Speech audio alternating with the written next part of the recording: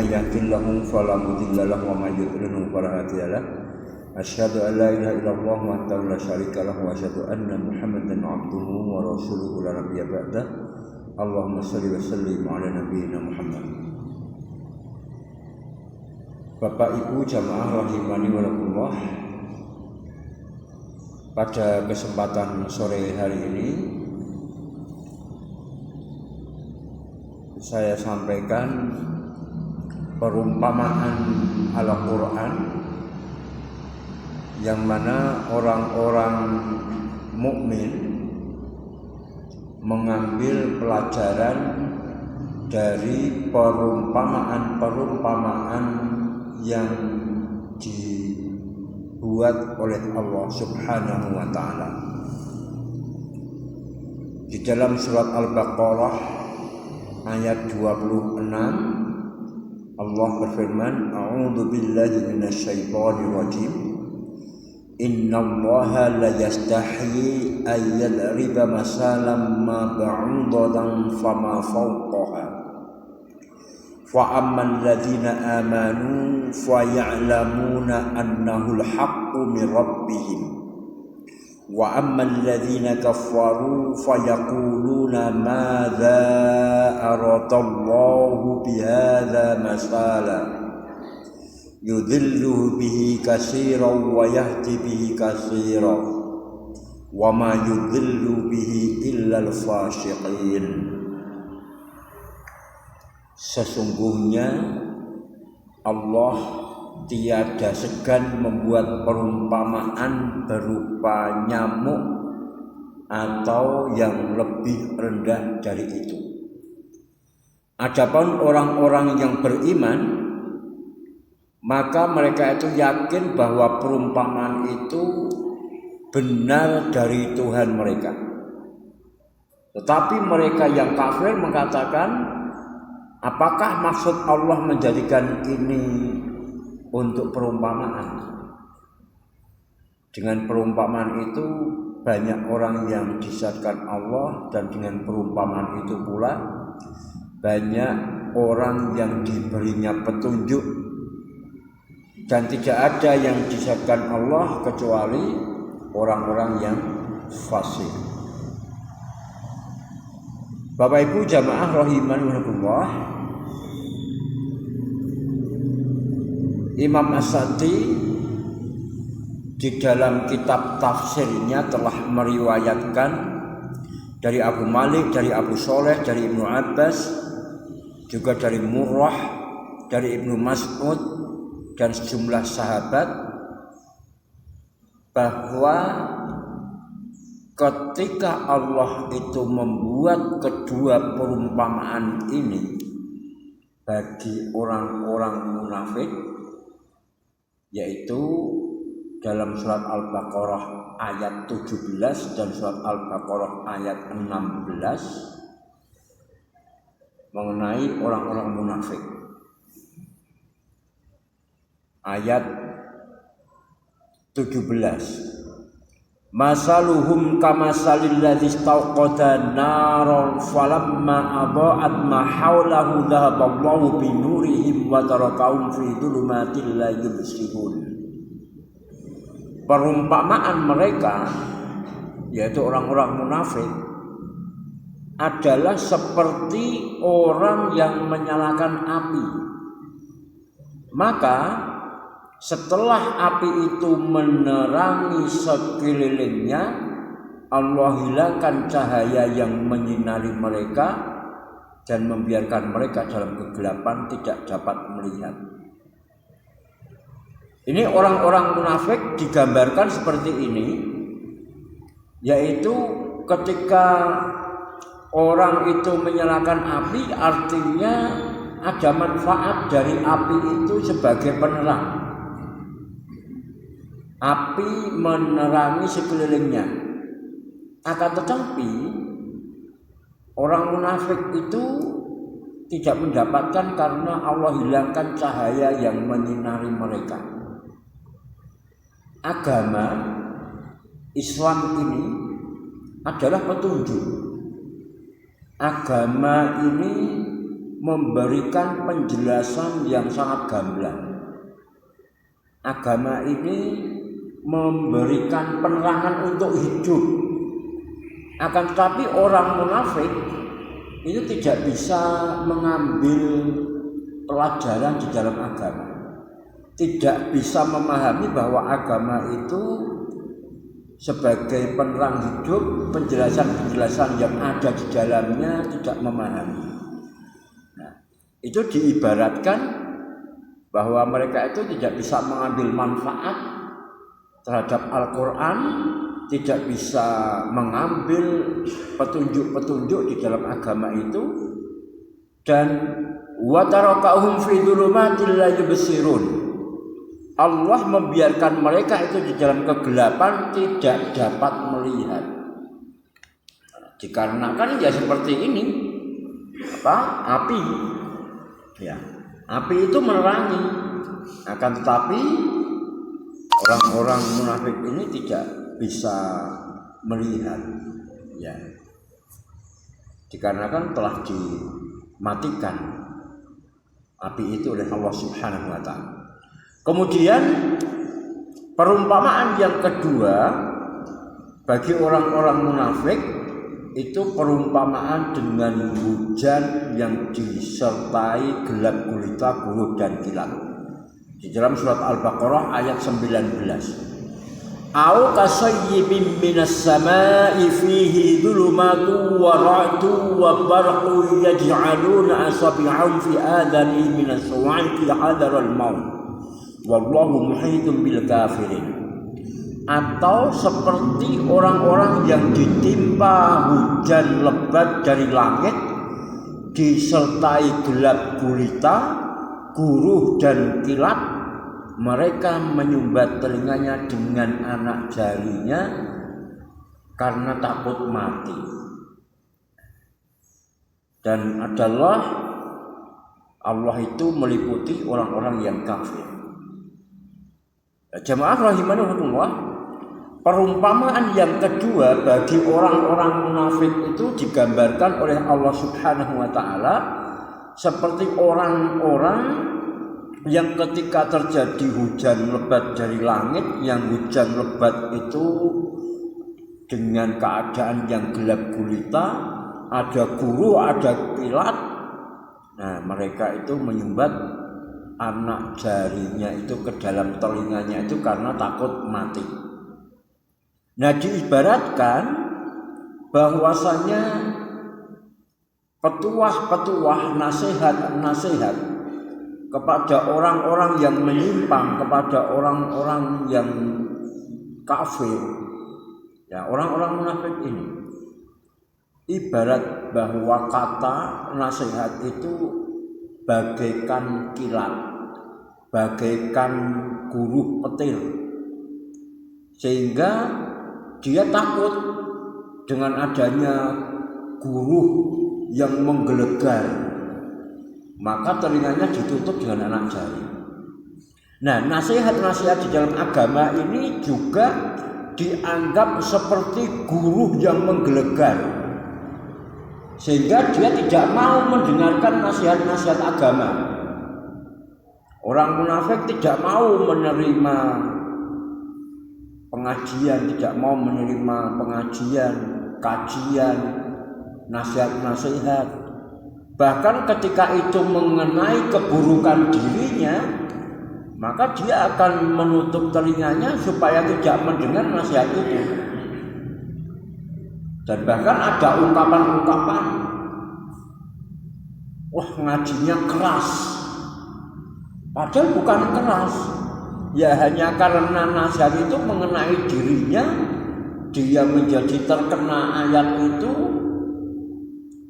yang semestinya sesuatu yang salah diperbaiki, tapi dia dihinggapi oleh kesombongan, takabur, tidak mau menerima kebenaran, dan menganggap nasihat itu sesuatu yang keras.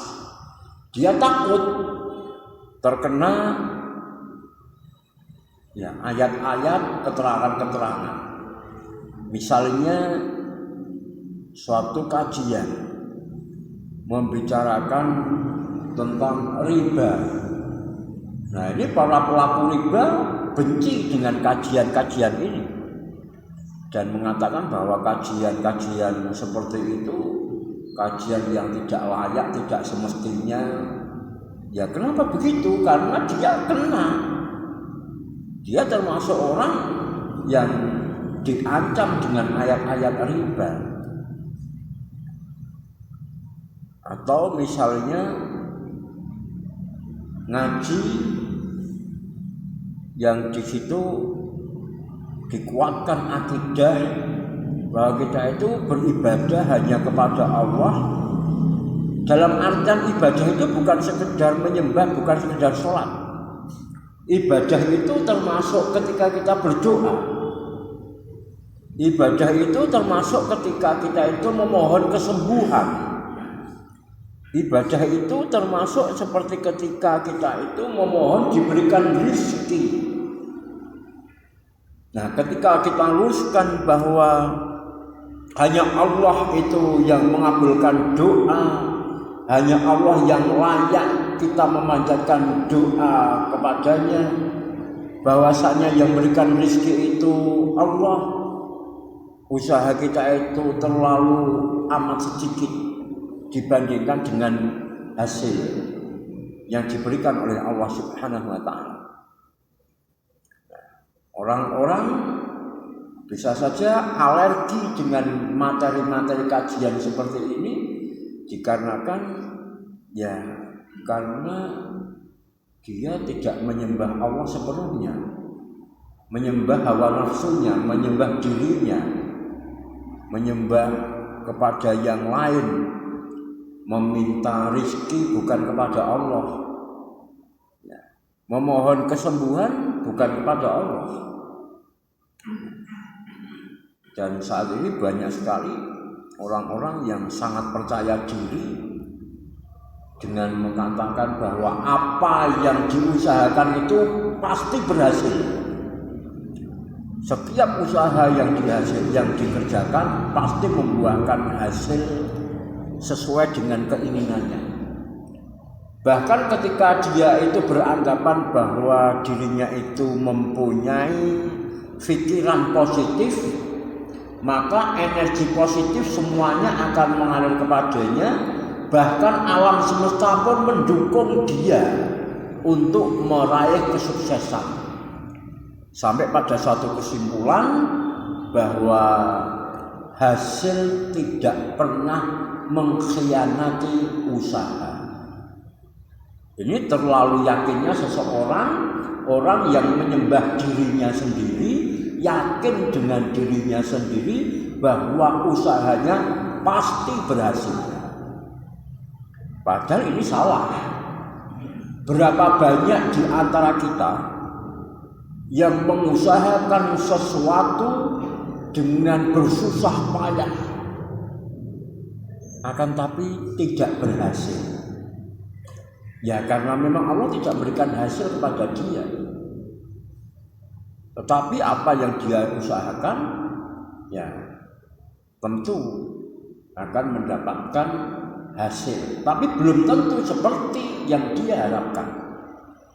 Nah, jadi perkataan hasil tidak pernah mengkhianati usaha, seolah-olah bahwa ketika kita berusaha pasti berhasil. Padahal Allah lah yang memberikan keberhasilan. Nah, ketika disampaikan bahwa ketauhidan kepada Allah Subhanahu wa Ta'ala tentang qada dan qadar, tentang ikhtiar, tentang tawakal, tentang kekuasaan Allah Subhanahu wa Ta'ala yang memberikan rezeki, mereka menganggap bahwa kajian itu terlalu keras. Apalagi kalau sampai menyangkut kepada misalnya peribadatan, bahwa ini boleh, ini tidak boleh, ini dicontohkan, ini tidak dicontohkan, ini bid'ah dan sebagainya. Nah, sering para penceramah itu mendapatkan pesan sponsor. Maaf ya Pak ya, ngajinya jangan nyerempet ke masalah yang seperti itu. Nanti kalau terlalu keras, padahal ini bukan keras, kita menyampaikan sesuatu yang semestinya bisa diterangkan. Dan para ustadz atau mubaligh ini bukan bermaksud menghakimi, hanya memberikan penjelasan, memberikan penerangan sampai sejelas-jelasnya bahwa duduk permasalahannya itu seperti ini, permasalahannya begini. Nah, sehingga orang kemudian menjadi faham semestinya. Nah, itulah Bapak Ibu jamaah rahimankumullah, bahwasanya Allah Subhanahu wa taala membuat perumpamaan bagi orang-orang munafik, dua perumpamaan. Yang pertama di dalam surat Al-Baqarah ayat 17, bahwa mereka itu seperti orang yang menyalakan api, dan ketika api itu telah menyinari sekelilingnya, itu dipadamkan oleh Allah api yang menyinari itu, sehingga dia tidak bisa mendapatkan manfaat dari cahaya api.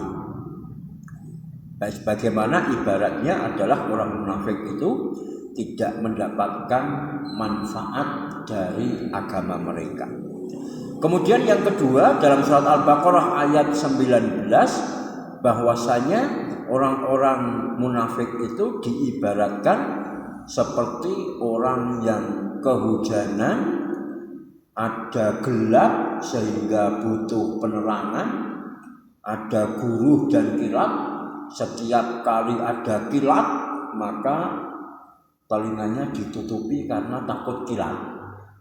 Nah, sama halnya dengan orang-orang munafik itu, ketika mendapatkan pelajaran-pelajaran, ketika mendapatkan nasihat, mendapatkan bahwa ajaran agama ini mengenai diri mereka yang tidak benar, maka mereka menyumbat telinganya jangan sampai mendengar.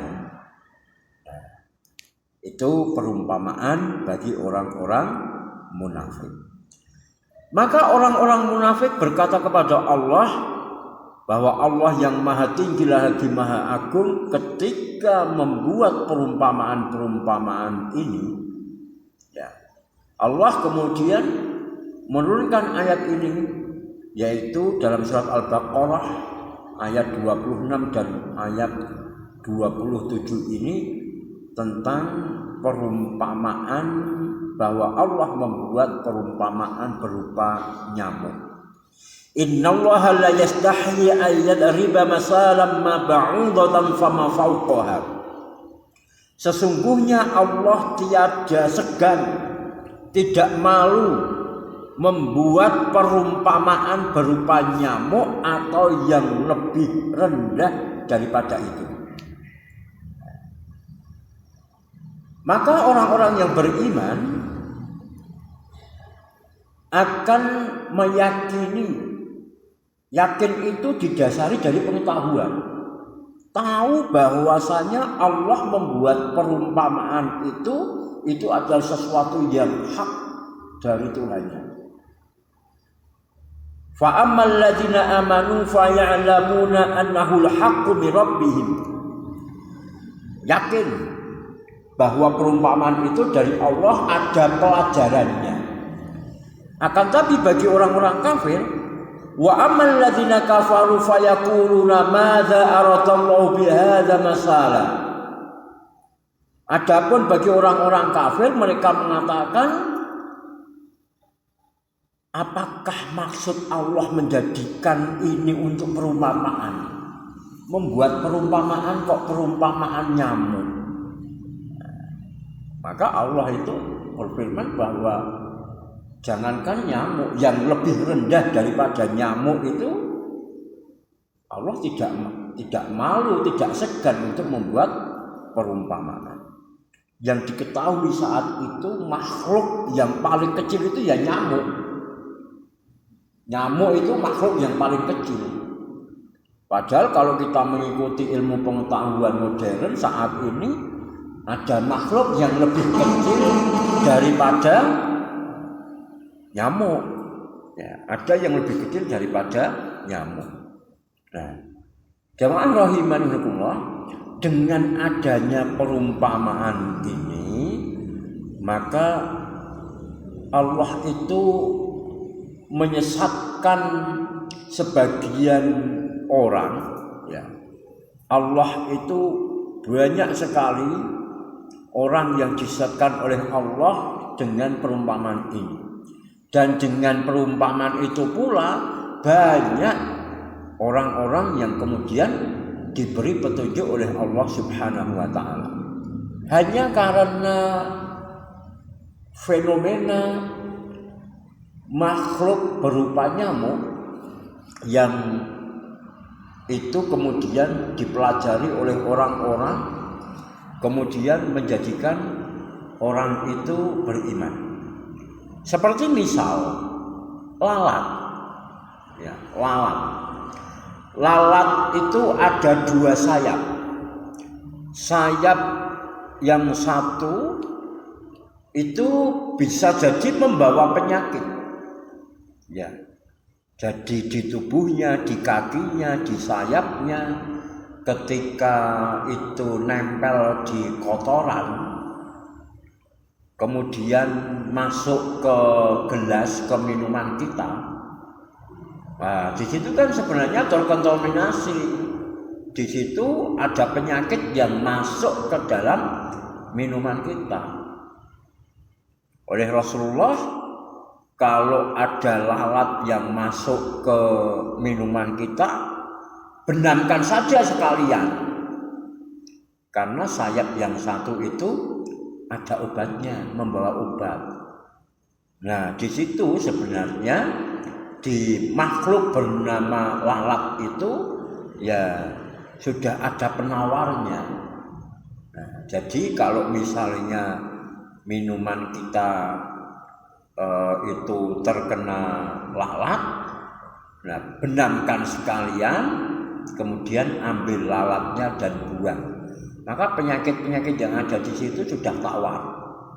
Dan betul bahwa ada peneliti yang meneliti tentang tubuh lalat. Kok ternyata ini ada dalam hadis Rasulullah SAW. Dan bagaimana seorang Muhammad itu tahu tentang keadaan lalat? Bagaimana mungkin dalam tubuh lalat itu ada penawar racun, penawar bakteri, penyakit seperti itu? Maka orang ini menjadi masuk Islam dikarenakan meneliti lalat, nah dan sebagainya. Nah, inilah Allah itu membuat perumpamaan mengenai nyamuk, mengenai lalat, bahkan yang lebih kecil daripada itu. Jamaah rahimanillah, mengenai laba-laba, Allah jadikan perumpamaan tentang rumah laba-laba.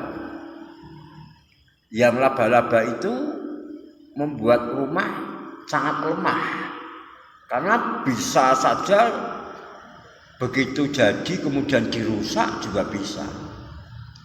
Nah, itu bukan tempat berlindung. Dan sebenarnya memang kalau bagi lalat, rumahnya itu memang bukan untuk berlindung dari panas dan hujan. Panas dan hujan itu kan paradigma kita, cara berpikir kita, bahwa kalau kita membuat rumah itu supaya kita itu terhindar dari panas dan hujan. Nah, bagi laba-laba barangkali tidak perlu berlindung dari panas dan hujan, tetapi rumah laba-laba itu dimaksudkan ya untuk dia bisa tenang dalam keadaan statis, ya, kuat, tenang, dan juga untuk menangkap makanan. Makanan bisa datang ke situ. Namun Allah memberikan gambaran bahwasanya dalam paradigma atau cara pandang manusia bahwa rumah laba-laba itu rumah yang sangat rapuh. Nah, digambarkan oleh Allah Subhanahu wa taala bahwasanya orang-orang kafir itu mengambil perlindungan yang rapuh, yang sangat rapuh, lebih lemah daripada rumah laba-laba. Demikian pula dalam hal ini jamaah rahimani wa rahimakumullah, bahwasanya Allah Subhanahu wa taala berfirman tentang apa yang disebutkan di dalam surat Al-Baqarah ayat 26 ini, innallaha la yastahi ayyadriba masalan ma ba'udatan fama fawqaha.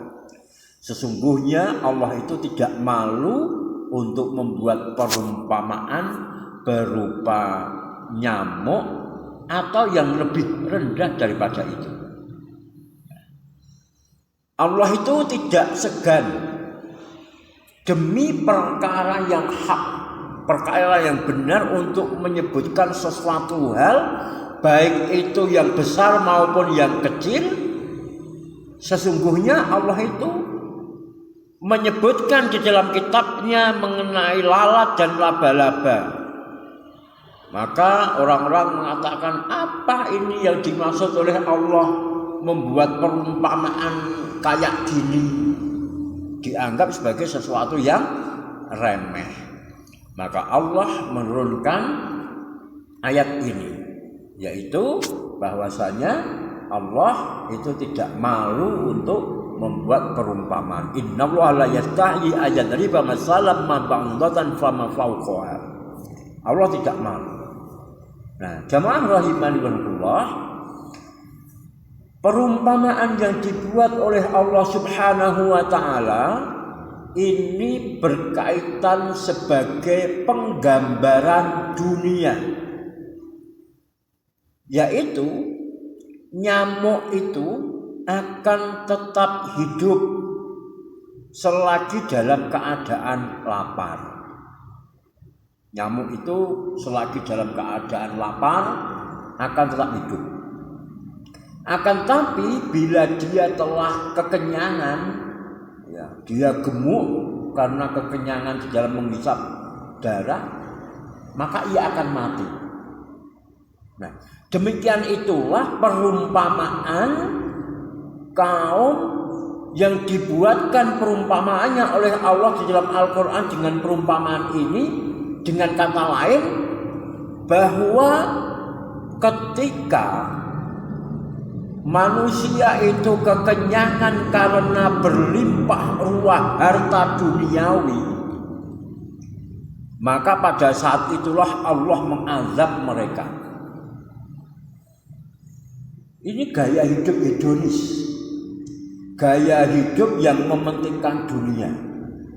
Orang makan tidak akan ada puasnya, orang bermewah-mewah tidak akan ada puasnya. Orang menikmati kesenangan dunia tidak akan ada puasnya.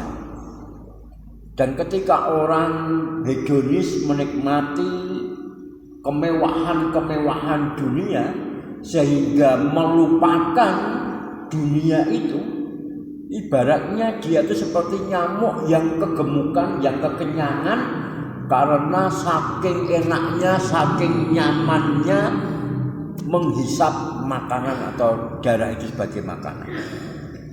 Maka ketika orang itu bergelimang di dalam kemewahan dunia, Allah mengazab mereka.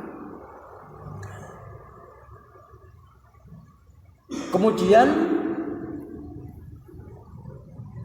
Allah Subhanahu wa taala berfirman, falamma nasu ma dzukiru bihi fatahna alaihim abwaba kulli syai'. Maka tatkala mereka melupakan peringatan yang telah diberikan kepada mereka, kami pun membukakan semua pintu-pintu kesenangan kepada mereka. Ini satu hal yang perlu kita waspadai. Dalam surat Al-An'am, Allah Subhanahu wa taala berfirman, Al-An'am ayat 44, bahwa tatkala orang-orang itu melupakan peringatan yang telah diberikan kepada mereka, falamma nasu ma dzukiru bihi fatahna alaihim abwaba kulli syai'in, kami membukakan semua pintu-pintu kesenangan untuk mereka. Jadi ini istijrad. Orang ingkar, orang enggan kepada agama, kepada peribadatan kepada Allah, kepada memenuhi hak-hak dari badan, hak-hak harta, hak-hak dunia, bahwa di dalam harta kita itu ada hak orang lain, orang miskin. Ketika orang itu sudah tidak mengingat Allah lagi, banyak kita saksikan orang-orang yang tidak menjalankan sholat, tidak berpuasa, tidak berlaku baik, tetapi oleh Allah dibukakan pintu-pintu kesenangan, sehingga usahanya berhasil, bisnisnya sukses. Orang yang tidak pernah sakit, sehat, berkelimpahan, bahasa mereka adalah berkecukupan itu enggak cukup.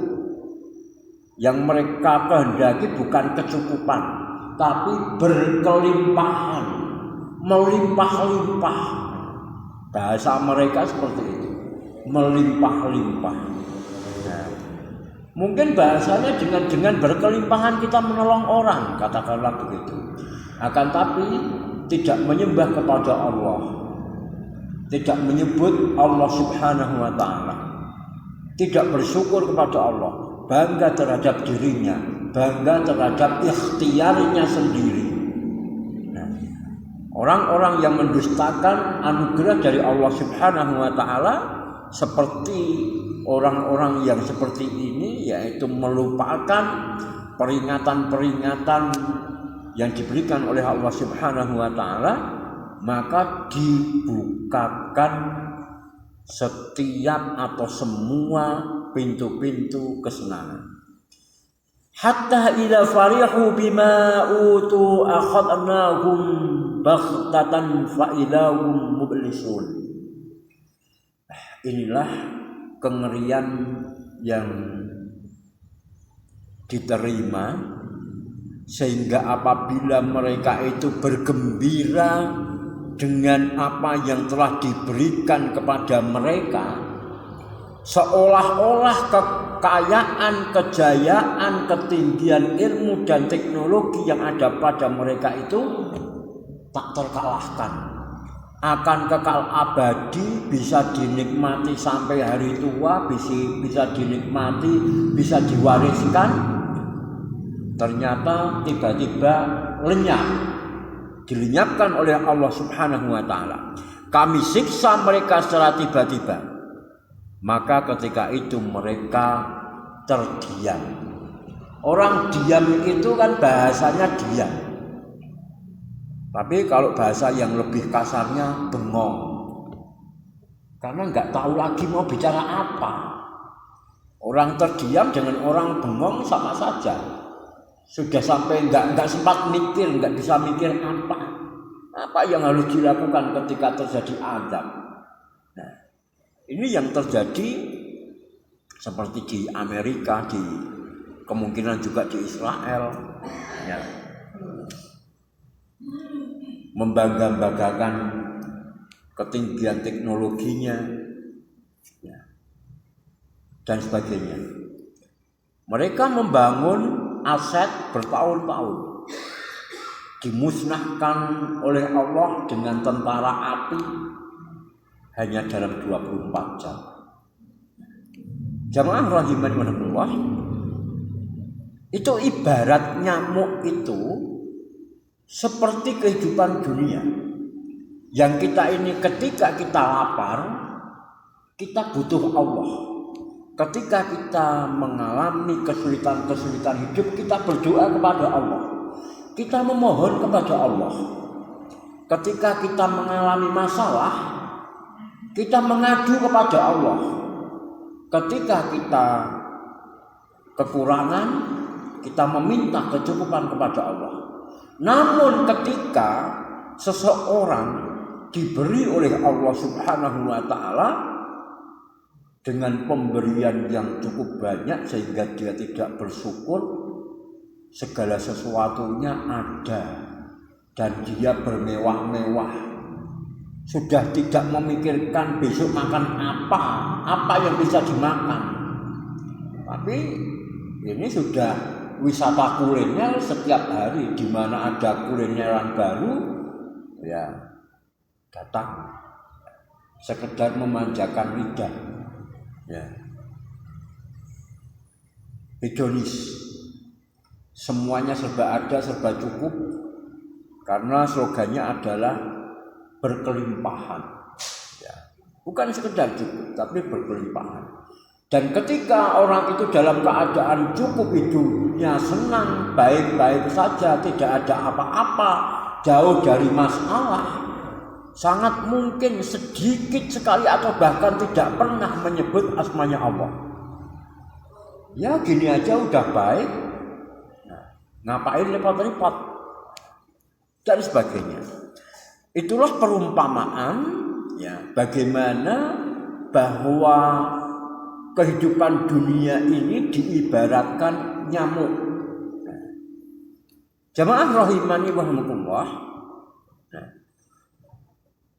Allah memberitakan bahwa dia itu tidak merasa malu, artinya tidak segan ataupun tidak takut untuk membuat perumpamaan apapun, baik perumpamaan yang kecil ataupun perumpamaan yang besar.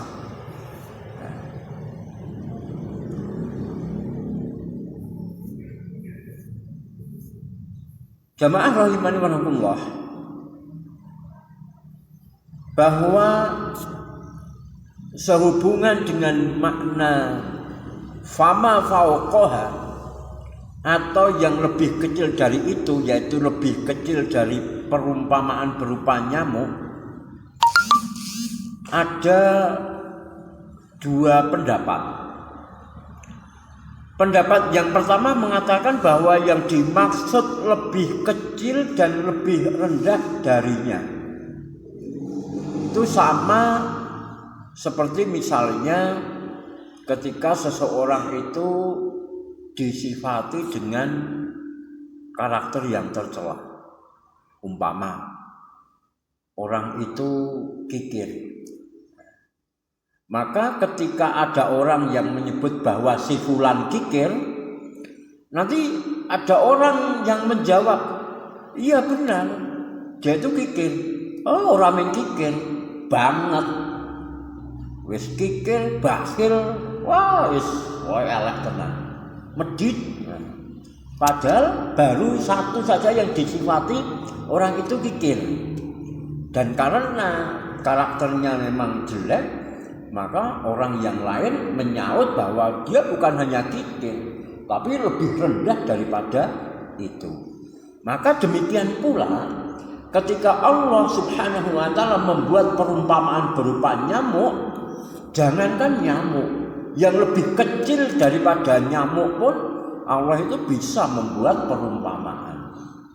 Nah, sekarang andaikan misalnya ya, mengenai dunia ini.